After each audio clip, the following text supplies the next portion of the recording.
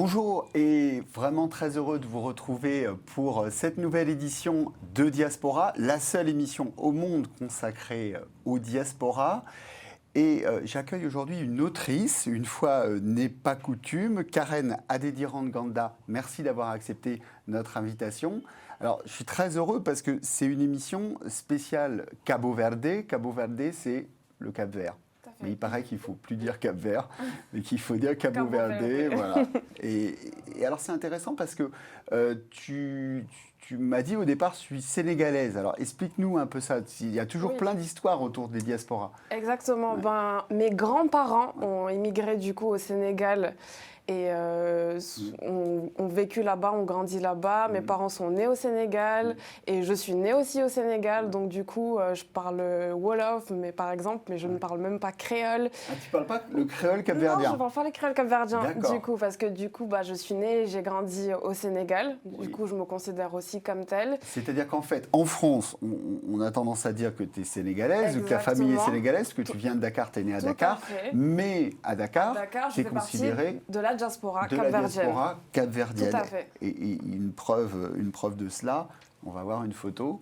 On te voit, c'est en 2009, je crois, où tu es avec tout simplement Césaria Évora, la chanteuse emblématique, culte de Cap-Vert. Tu nous racontes un peu l'histoire de cette photo?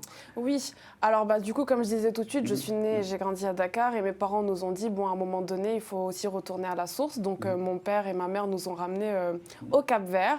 Et apparemment, Césaria Évora était quelqu'une qui accueillait vraiment les gens chez elle de manière très facile. Donc un jour, il y a un de mes cousins qui nous a dit, écoutez, aujourd'hui, je vous amène chez Césaria Évora. On s'est dit, waouh. Et du coup, on est allé chez elle et cette photo a été prise dans son salon, la première fois que j'ai été au Cap-Vert. Et du coup, mes parents faisaient la traduction vu qu'eux, ils parlent. Et elle nous a dit, mais vous êtes capverdienne, vous ne parlez pas créole. La prochaine fois que vous venez au Cap-Vert, j'espère que vous allez parler créole. Et on lui a fait la promesse. Et puis voilà. Voilà, Césaria Évora n'est plus parmi nous, mais il faudra quand même apprendre le créole capverdien. Ou depuis, peut-être, tu as un peu appris le créole. Franchement, pas encore bien. Alors je disais, tu étais autrice et en particulier ce magnifique ouvrage, Les icônes de Kimia.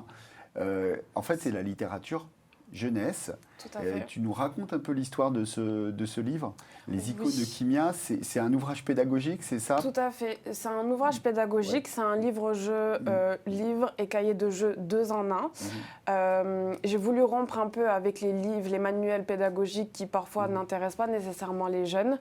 Mais du coup, j'ai quand même gardé l'aspect pédagogique puisque à la fin de chaque chapitre, il y a un « je retiens ». Et pour expliquer le livre, du coup, c'est une rétrospective de l'histoire africaine, de la période impériale à la période contemporaine, à travers 10 icônes cultes. Oui, on les voit d'ailleurs en couverture.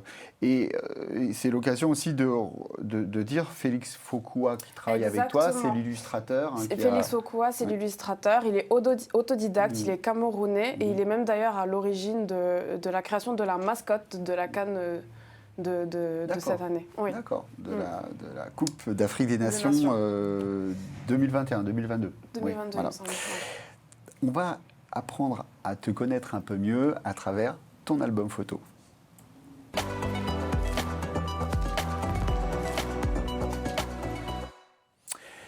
Karen avant Karen, 1992, première photo, ce sont tes parents. Voilà, là t'es pas encore là. Hein. T'es pas encore là je suis pas encore là. C'est 1 an avant ma naissance et 1992 c'est aussi la date de décès de mon grand-père paternel du coup qui est décédé 1 an avant ma naissance que je n'ai malheureusement pas pu connaître. Et on dit parfois quand une personne décède dans la famille, une autre personne qui arrive. Exactement. Et que tu prends, que tu remplaces en quelque sorte ou que tu prolonges. C'est vrai, dans la culture ça se dit beaucoup. Mais tu m'expliquais aussi que le fait d'avoir perdu ton grand-père paternel, c'est une partie aussi de ta transmission. On dit souvent c'est par le grand-père paternel que se fait aussi beaucoup la transmission. Exactement. Et donc le fait qu'il soit parti avant ta naissance. Ouais, c'est vrai que je m'assois beaucoup avec mon père justement pour lui poser des questions. Parce que si mon grand-père était en vie, j'aurais pu lui poser des questions sur certaines choses et malheureusement, voilà. Mais Et on voit en 1993, là tu es avec ta maman, Oui, donc c'est à Dakar. à Dakar, à Mermoz. Quartier Mermoz, Ouais. ceux qui connaissent Dakar évidemment connaissent ce quartier. Et tu as donc eu une histoire particulière parce que ton papa est issu d'un milieu modeste, c'est ça? Et Oui. il est devenu imprimeur. Tu nous Oui, racontes c'est un peu ça. cette histoire? Alors mon papa, il vient d'une famille très modeste. Il n'a jamais quitté le Sénégal, il a fait toutes ses études au Sénégal et il est de métier banquier. Et en fait, à un moment donné, il a décidé de se lancer dans l'entrepreneuriat. À un moment donné où il y a eu le boom en fait au niveau du secteur de l'imprimerie, il a saisi le créneau en fait et ben, il est devenu, il a monté sa société d'imprimerie en fait au Sénégal et en Côte d'Ivoire aussi. Et donc sa fille autrice, il doit être fier parce que quand on est imprimeur, on voit passer plein de livres. Effectivement. Et là, voir passer, alors je ne sais pas si ton livre est passé par l'imprimerie de ton papa, Non, mais en tout cas c'est important de le dire. Ouais. 1996, d'ailleurs, on voit une famille très unie. C'est important pour toi? Tu as parlé de la transmission et des valeurs familiales. Tout à fait. On a grandi dans ce cocon-là. Mes parents sont mariés depuis 35 ans. J'ai 3 sœurs. Donc, ouais, on est très proches, on est très fusionnels. C'est très important pour moi. 1997, alors là, on te voit, alors on te voit ou on ne te voit pas. Hein. Là, tu es sur la deuxième rangée. Alors, il y a une petite fille habillée tout en rouge. Au premier plan, et tu es juste derrière. D'ailleurs, c'est ta meilleure amie. C'est toujours ma meilleure amie. Ouais. Il y a 2 personnes sur cette photo qui sont toujours mes meilleures amies, Karen et Rama, si vous me voyez. Coucou. Voilà, et là, on est à Dakar encore? On est à Dakar. D'accord. On est à Dakar. J'ai fait toute ma scolarité dans cette école qui comprend la grande section, le primaire et l'école secondaire. D'accord. Donc j'ai fait toute ma scolarité là-bas. Et tu es arrivé en France à quelle époque alors? Juste après mon bac. D'accord. Juste après mon bac, je suis venue faire mes études post-bac en fait. D'accord. Oui, donc tu es sénégalaise, capverdienne et tu es de la diaspora. Je suis de la diaspora, ça fait maintenant presque 10 ans que je suis là, donc oui. D'accord. Donc quand même. On va voir une photo très importante. En 1998, tu es avec Cynthia, qui est ta grande sœur. Ma grande sœur. Et alors pourquoi cette photo est très importante? Parce elle va nous amener sur l'histoire de ce livre dont on parle, Les icônes de Kimia. Ta grande sœur, tu vas raconter cette histoire, ta grande sœur Cynthia. Oui, alors comme je disais, j'entretiens une relation très fusionnelle avec mes deux grandes sœurs. Cynthia, j'ai vraiment suivi ses pas, même en termes de formation scolaire. On a fait à peu près les mêmes études, etc. Et en fait, Cynthia, c'est la première de nous 3 à être tombée enceinte. Donc c'était le premier bébé de la famille. On était tous très contents, tous autour d'elle. Et en fait, il se trouve que sa petite fille qui est née et qui s'appelait du coup Kimia est décédée quelques jours après sa naissance. Et donc, du coup, quand j'ai écrit ce livre-là, je cherchais en fait un prénom à mon personnage. Je voulais que mon personnage ait un prénom africain.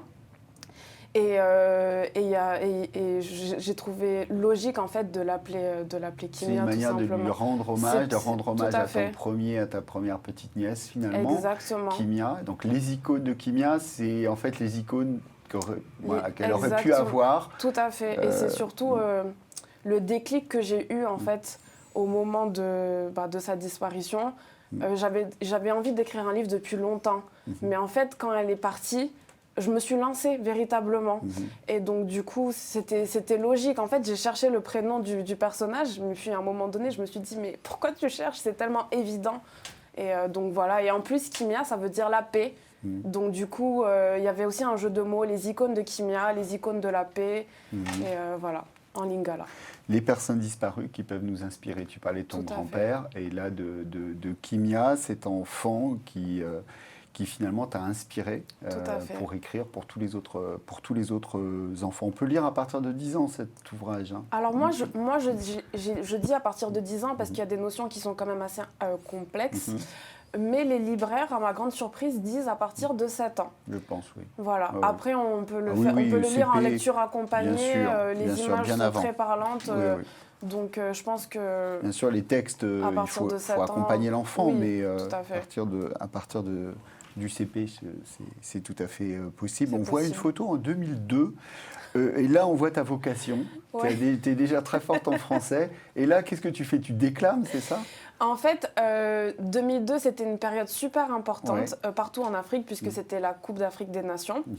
Et le Sénégal était allé assez loin pendant la compétition. Et il se trouve qu'un des joueurs de l'équipe, on le connaissait. Et donc, du coup, il est venu à la maison. Et moi, je ne sais pas pourquoi, mais j'avais eu envie d'écrire un petit mot, parce que c'était une période qui était vraiment assez intense. Même à l'école, on arrêtait les cours pour qu'on puisse regarder les matchs.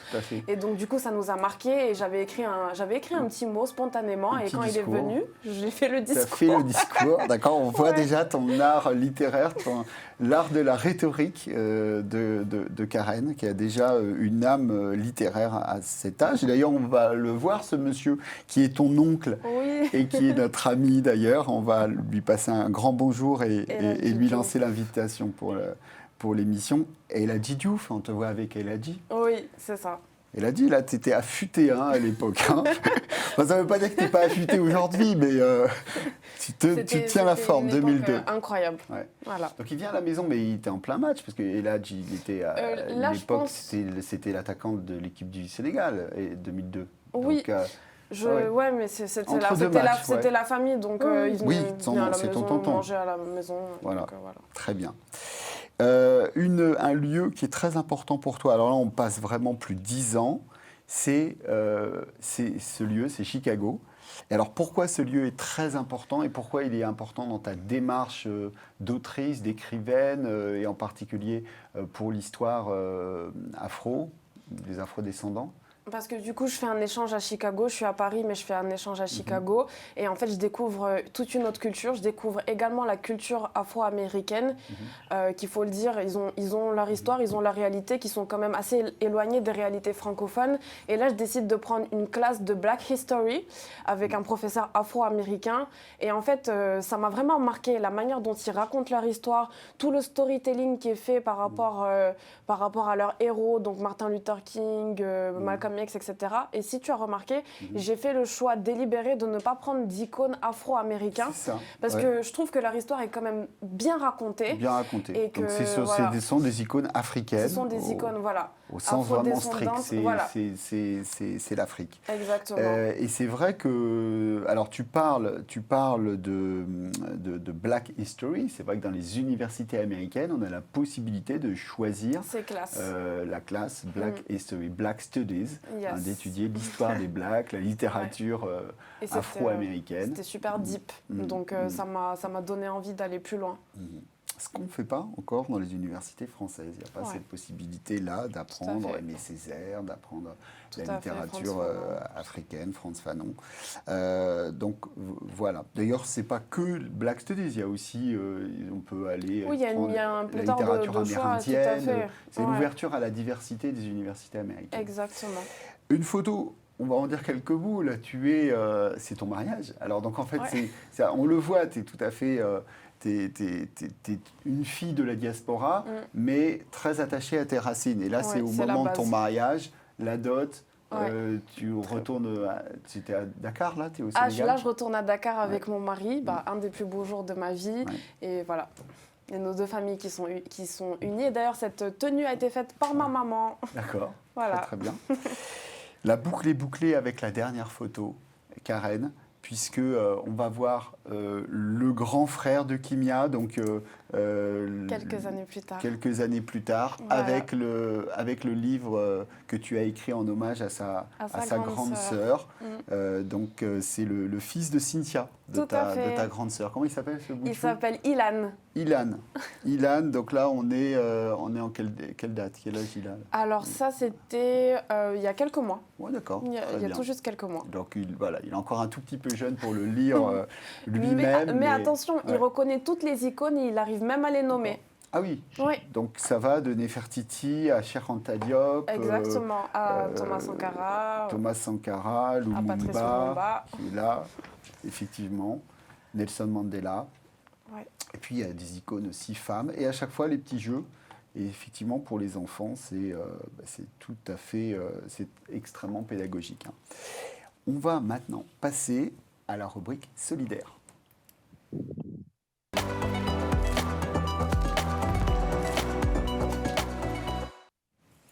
Karen, tu as choisi une association, c'est l'objet de cette rubrique, une association solidaire et qui est vraiment en phase avec ton travail. Tu travailles donc sur la transmission, sur l'éducation et tu as choisi Khalei, qui est une association. Alors Khalei, ça veut dire en Wolof ? Enfant. Enfant en Oui. Wolof. Voilà, Tu nous parles un peu de ton choix ? Oui, alors j'ai choisi Khalei tout simplement parce que Khalei, c'est une association qui est spécialisée dans l'éducation. Donc du coup, elle aide au renforcement des structures locales, donc des infrastructures. Elles aident aussi par rapport au matériel scolaire. Elles aident aussi par rapport au renforcement intellectuel, donc par rapport aux cours qui sont donnés. Donc elles accompagnent les écoles un peu partout dans le Sénégal. Et ce que j'ai particulièrement apprécié avec cette association, c'est qu'elle travaille main dans la main avec les communautés locales. C'est-à-dire que les besoins sont prédéfinis au préalable et elles font ce que les communautés leur demandent. Elles ne viennent pas en disant on va faire ça, ça. Ça part pas du ministère Exactement. Sans regarder ce qui se passe sur le terrain. Tout à fait. Tu sais ce qu'on va faire ? On va tout simplement, alors j'allais dire aller au Sénégal, mais non, plus parce qu'elle est aussi à Paris, mais on va aller voir la présidente de l'association Khalei, fondatrice, Fatou Leye. Bonjour Fatou, est-ce que tu nous entends ? Oui, bonjour, je vous entends très bien, et vous ? Très, très bien Fatou, merci d'avoir accepté l'invitation et l'invitation de Karen. Est-ce que tu peux nous parler un peu de pourquoi tu as créé cette association Khalei ? Yes. Déjà, je vous remercie de m'avoir invité et je remercie Karen du fond du cœur d'avoir pensé à nous. Du coup, je m'appelle Fatou, je suis présidente et cofondatrice donc, de l'association Khalei, les enfants d'avenir. Et aussi, je travaille à l'UNICEF à côté de ça. C'est une association qui a été fondée donc, par 4 jeunes parisiennes en 2015 avec pour but de promouvoir l'éducation des enfants de primaire au Sénégal. Cette association, en fait, elle a commencé par un projet phare où en fait, on est allé sur le terrain, justement, comme Karen disait, pour faire un état des lieux, pour constater, pour vraiment comprendre qu'est-ce qui se passait et pouvoir mettre en œuvre des projets. Donc, suite à ce projet terrain, on a constaté effectivement plusieurs fléaux. Notamment les effectifs élevés par classe. On peut avoir 40 jusqu'à 80 élèves par classe, donc ce qui complique le suivi individuel des enfants. La maîtrise insuffisante de la langue française. La langue française est la langue officielle du Sénégal. Elle est dispensée, tous les cours sont dispensés en français, mais au sein des foyers familiaux, elle n'est pas forcément parlée. Donc ce qui est un réel obstacle pour les élèves, notamment les plus en difficulté. Les conditions de scolarité précaires, infrastructures allant jusqu'aux tables, aux chaises, et tout ce qui est en fait difficulté à conserver les effectifs. Malgré le nombre élevé d'élèves par classe, on constate qu'entre le CI, donc, qui est la 3e section en France, au CM2, on perd à peu près 50% des effectifs à cause d'abandon scolaire, à cause de l'échec. Les élèves sont découragés. Et voilà. Donc, on a voulu en fait agir à ce niveau-là pour pouvoir mettre en œuvre des projets et contrer ces différents fléaux. On a commencé par un projet phare qui s'appelle l'opération rentrée, qui permet à 3000 élèves d'aller à l'école dès le premier jour de la rentrée scolaire. Et ce projet-là, il est phare parce qu'il nous permet, comme disait également Karen, de créer des liens avec les écoles, les enfants, les élèves, les parents d'élèves, tout simplement être sur le terrain, identifier les besoins et créer des projets adaptés en collaboration justement avec eux. Il nous permet ensuite de mettre en œuvre de nombreuses actions. Donc, on a mis en place, justement, suite à ça, donc, tout ce qui est rénovation, création d'infrastructures, bien sûr, des cours de renforcement en français. On a aussi mis en place la création d'un jeu de société ludique et pédagogique qui est adapté au programme sénégalais, et ça, c'est important de le dire, permettant aux enfants en fait, de s'amuser tout en apprenant sur différents thèmes, l'hygiène, la santé, les droits de l'enfant, les technologies, voilà, la participation citoyenne également. Et ensuite, on a un projet qui s'appelle justement la case connectée. Donc, c'est mettre en place des médiathèques au sein des écoles avec lesquelles on travaille depuis tout ce temps-là, dans les 6 régions du Sénégal, d'ailleurs, je n'ai pas précisé tout à l'heure. Oui, c'est pas uniquement basé sur Dakar, hein. C'est ça qui est important. Pas uniquement Dakar, c'est ça. On va de Saint-Louis à Ziguinchor, en passant par... Oui, donc là, on a fait tout, hein, de Saint-Louis à Ziguinchor, c'est tout le Sénégal. Voilà. Et c'est très intéressant parce que vous êtes une association de la diaspora. Et c'est vraiment ça qui est intéressant, Fatou. C'est-à-dire que vous vous dites il faut faire pour le pays d'origine de vos parents et vous y allez. C'est assez impressionnant. Ce que vous avez des projets en dehors du Sénégal ou pour l'instant vous vous consacrez vraiment que au Sénégal ? Pour l'instant, on est Oui. basé au Sénégal. Par contre, on Ouais. a des projets entre la France et le Sénégal, justement pour mettre en lien les élèves français et les élèves sénégalais, leur ouvrir l'esprit Mhm. et les faire travailler ensemble, se faire des copains Ah oui, il y a aussi. des projets de jumelage. Si par exemple je C'est suis une ça. école en France, si je veux me jumeler, comment je fais d'ailleurs pour aider l'association j'imagine aller sur le site internet, comment je me rapproche C'est de vous? ça. C'est ça. Bah, du coup, on a un site internet, donc ralei.org. Mhm. On est beaucoup sur les réseaux sociaux, donc c'est Mhm. XALEYI_asso pour l'Instagram. Et Mhm. ensuite, on a un mail que vous trouverez également sur nos réseaux sociaux. Mhm. Et on a une boutique solidaire, justement, qui nous permet de financer une partie de nos projets. On tient des stands à Paris, si vous voulez venir à notre rencontre. Voilà. Avec plaisir, Khaleyi, donc association aussi 2.0. Et on rappelle, Fatou, tu disais que l'enseignement se fait en français. L'annonce depuis quelques heures, on le sait, que le ministre de l'Éducation du Sénégal dit il faut aussi un enseignement en Wolof, en Sérère, en Poulard. J'oublie peut-être, enfin il y a d'autres langues au Sénégal, mais en tout cas il a parlé du Wolof, du Sérère et du Poulard pour enseigner aussi dans ces langues qui sont les langues nationales du Sénégal. C'est important aussi, même pour le français, parce que pour passer au français, enseigner aussi dans la langue nationale, c'est très très très très important. Et puis c'est important évidemment d'enseigner dans la langue qui est la langue maternelle de tous les Bien enfants sûr. sénégalais. Et c'est une très bonne nouvelle pour Raleigh, parce que c'est exactement ce qu'on avait constaté, donc c'est très bien. Fatou, je sais que tu es pris par le temps. Ce que je te propose, c'est de venir nous parler de ton association dans l'émission prochainement. Merci en tout cas d'avoir accepté l'invitation. Et on va Merci à continuer vous. à parler de ton association avec Karen en Merci plateau. beaucoup pour l'invitation. Merci. Merci beaucoup, Fatou. À bientôt. Bonne À journée. bientôt.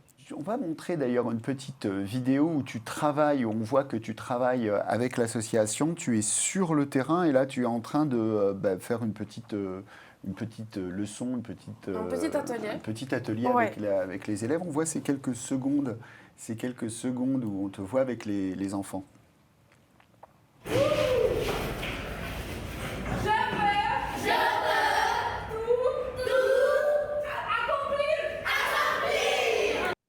Alors ces quelques secondes, mais on a prêté l'oreille, je peux tout accomplir. C'est un petit mantra, c'est important de faire ça avec les élèves.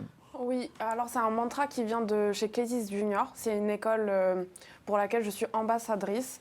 C'est une école qui aide les enfants à développer leur estime de eux-mêmes, qui travaille aussi sur l'intelligence financière, qui travaille sur tout ce qui est lié à l'entrepreneuriat, mais de manière très ludique et pédagogique aussi. Clésis Junior, hein, Clésis c'est ça Junior, elle Ouais. est basée à Paris. D'accord. Et Former donc, du coup, des petits former, leaders. oui, voilà, elle s'appelle l'école des petits leaders. Du Ouais. coup, je suis ambassadrice de cette école-là et Ouais. leur mantra, c'est « je peux tout accomplir ». Et donc, du coup, j'ai jugé nécessaire et utile de la ramener jusqu'à Dakar. Et voilà, c'était super important pour moi, pour revenir sur Khaleyi, de pouvoir travailler avec des enfants de partout, de pouvoir démocratiser le livre partout, de rendre le livre moins élitiste et à la portée de tous. Donc, je suis très contente de pouvoir faire ces ateliers avec l'association Khaleyi.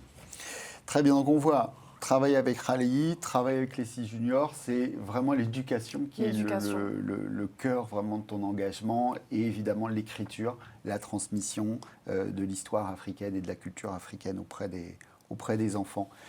On va passer maintenant, eh bien, tout simplement à ton objet fétiche.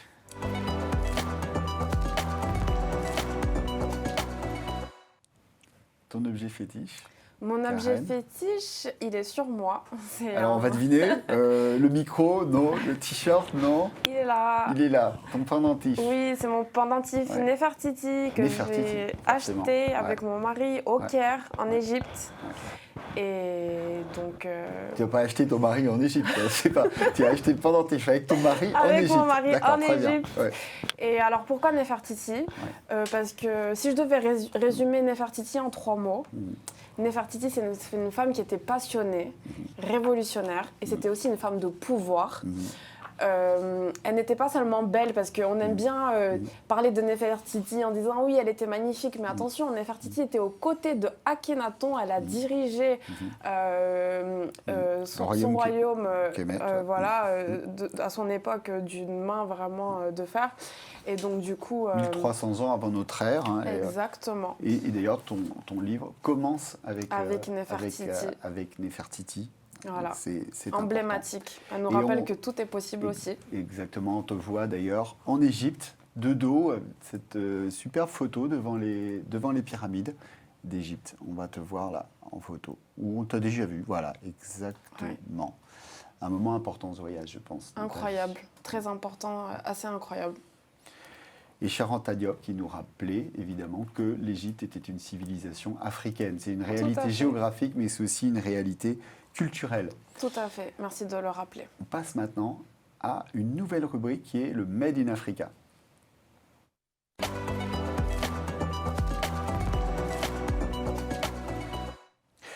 Chaque semaine, on va présenter une marque, soit dirigée par un Africain, un afro-descendant, ou un produit qui est fabriqué en Afrique. Hein. C'est la grande mode du Black-owned business, et donc c'est notre petite contribution à cela. Qu'est-ce que tu as voulu présenter ?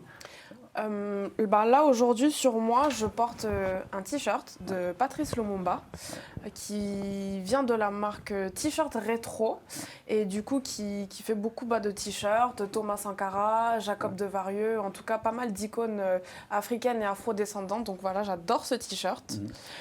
J'ai aussi une bague de chez Adama Paris que j'ai achetée dans sa boutique Sargalé. Et voilà, Adama Paris, c'est une créatrice qui fait aussi la Fashion Week de Dakar. Tout à fait. Qu'on invitera aussi Adama, évidemment, forcément. Bon, j'en profite aussi. Hein. Moi, la veste, elle vient de Maison Procard. Dakar. Donc, vous voyez, on peut s'habiller intégralement. Made in Africa. Voilà la nouvelle rubrique Black Owned Business. On n'est pas payé, c'est pas de la pub, c'est simplement de la pub gratuite pour les créateurs africains. Et d'ailleurs là aujourd'hui c'était un peu les vêtements, mais ça va être chaque semaine quelque chose de différent. C'est important de le souligner. Et on va passer pour terminer à l'interview optimiste.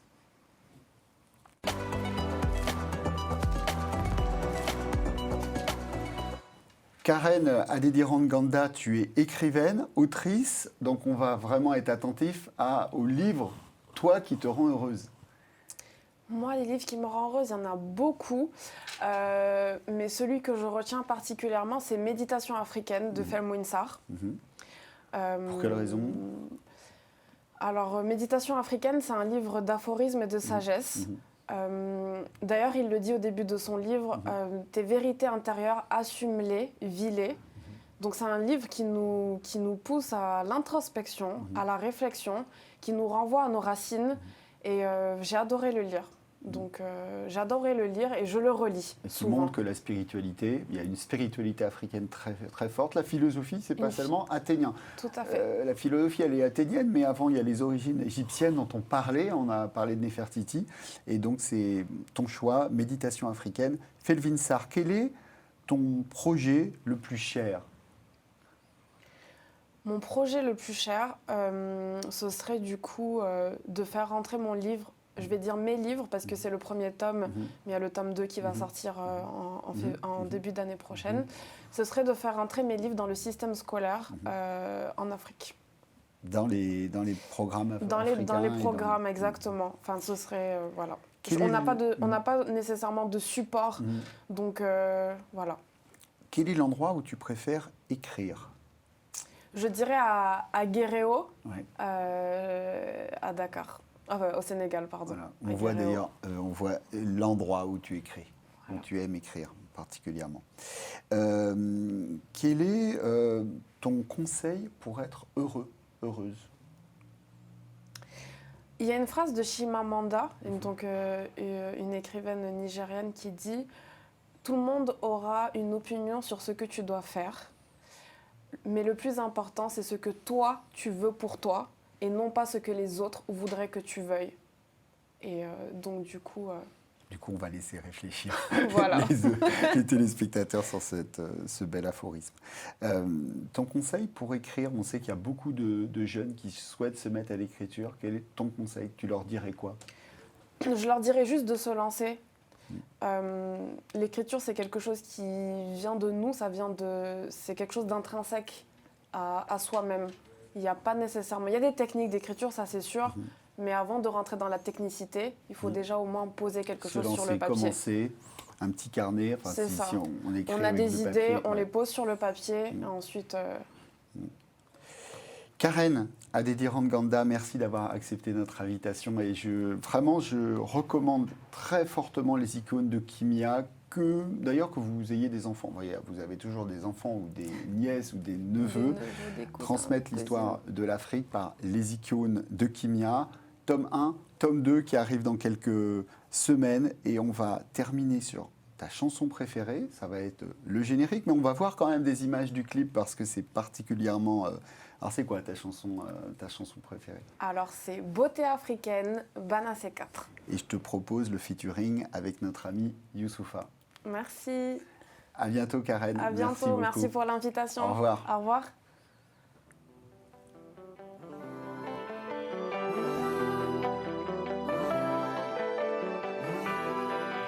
Yeah. Ok, yeah.